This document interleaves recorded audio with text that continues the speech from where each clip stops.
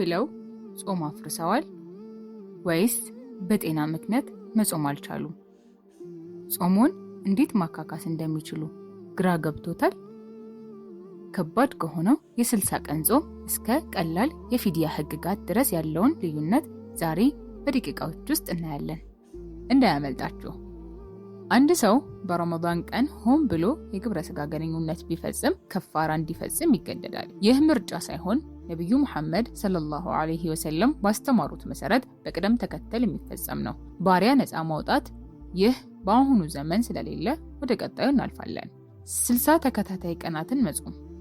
አዎ፣ ያለምንም ማቋረጥ 2 ወር መጾም። በመሃል አንድ ቀን እንኳን ያለ በቂ ምክንያት ቢቋረጥ ቆጠራውን ከዜሮ መጀመር ግዴታ ነው። 60 ምስኪኖችም ማብላት። ይህ የሚፈቀደው ሰውየው በጤና ወይም በእርጅና ምክንያት 60 ቀን መጾም ካልቻለ ብቻ ነው።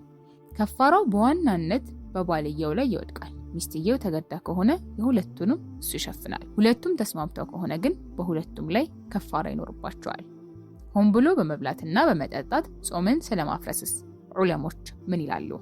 አብዛኞቹ ዑለሞች ተውበት ማድረግና ያንን ቀን ቀዳ ግዴታ ነው ይላሉ። ነገር ግን አንዳንድ ዑለሞች የረመዳን ክብር ስለተጣሰ እንደ ከባዱ ከፋራ 60 ቀን መጾም አለበትም የሚላሉ። ሌላው ብዙ ሰው የሚሳሳትበት ነጥብ የቀዳ ቀናትን ማዘግየት ነው።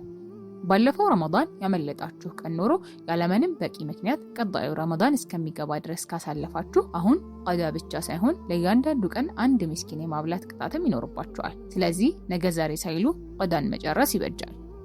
ጾም ለማይችሉ ሰዎችስ? ይህ ፊድያ ይባላል። ይህም የሚከተሉትን ይመለከታል።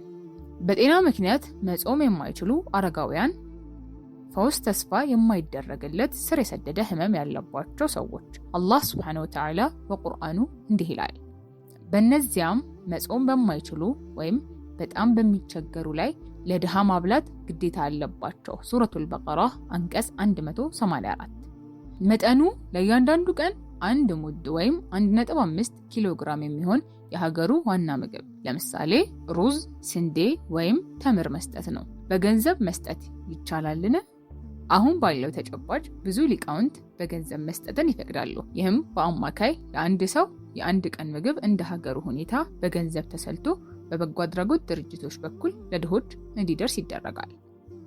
ጾም በአንተና በአላህ መካከል ያለ ሚስጥር ቢሆንም ህጎቹ የተቀመጡት ግን የዒባዳችንን ጥራት ለመጠበቅ ነው። ስህተት ተፈጥሮ ቢሆን እንኳ የተውበት በር ሁሌም ክፍት ነው።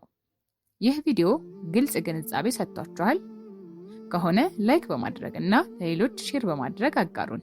ለተጨማሪ ጠቃሚ የረመዳን መመሪያዎች ሰብስክራይብ ማድረግዎን አይርሱ። አላህ ጾማችንን ይቀበልን፣ ስህተታችንንም ይቅር ይበለን። በሚቀጥለው ቪዲዮ እስከምንገናኝ ድረስ ወሰላሙ አለይኩም ወራህመቱላሂ ወበረካቱሁ።